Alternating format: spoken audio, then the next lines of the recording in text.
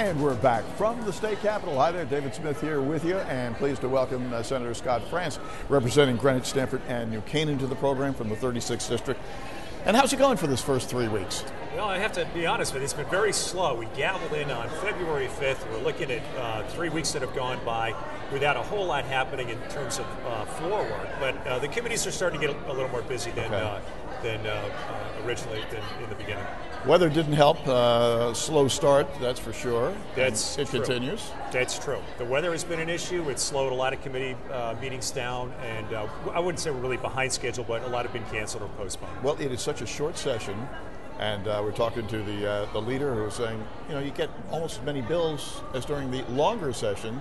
So, I mean, you really have to move on these things. You do have to move. And the whole idea, at least the spirit of the rule, which goes back hundreds of years here in Connecticut, is to focus on fiscal issues and don't waste your time trying to do other bills. But more recently, the spectrum of bills that we've seen in the off year, the short year, has grown tremendously. So, yeah, the answer is we probably get 3,000 to 4,000 bill ideas, concepts raised. Well, I know one that is particularly important to you is dealing with Metro North and all of its difficulties. A few years ago, people said, when those new cars come in, it's going to be like heaven on earth.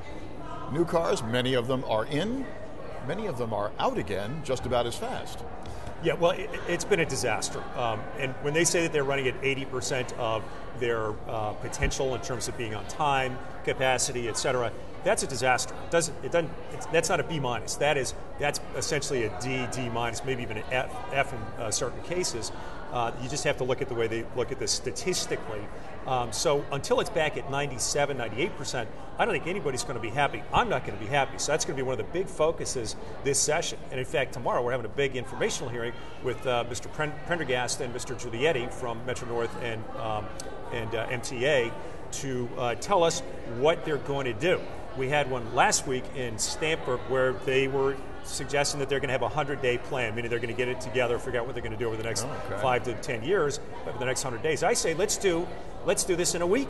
There's a lot of low-hanging fruit out there that we can fix, they can fix in a few days or a few weeks. Let's figure out that first, and then maybe we'll take another month or so to generate what needs to be done over the long haul. We know it needs a lot of money. Well, new people are in, Giulietti, as you suggest. They've got a couple of new guys or people dealing with safety issues.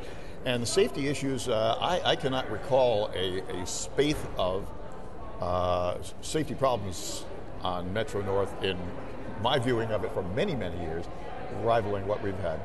Right. Well, you know, you can look at it two ways. It's either when it rains, it pours, and this is a statistical anomaly here, or we've got real problems. I suspect it's the latter. I mean, it's a 160-year-old line in its inception, from its inception, and you've got a lot of equipment that is well over 100 years old in the catenary system. You have bridges that are over 100 years old, the ones that rotate, the ones that lift up.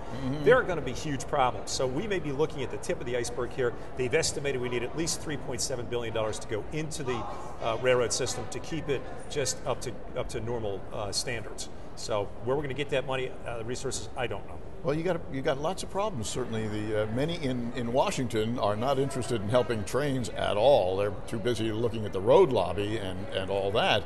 So getting money from Washington is going to be tougher than ever. And of course, the state is not exactly flush with money either. No, we're not. Although we have a $518 million surplus, quote unquote, on the books, and counting, and it seems to be growing daily or weekly anyway.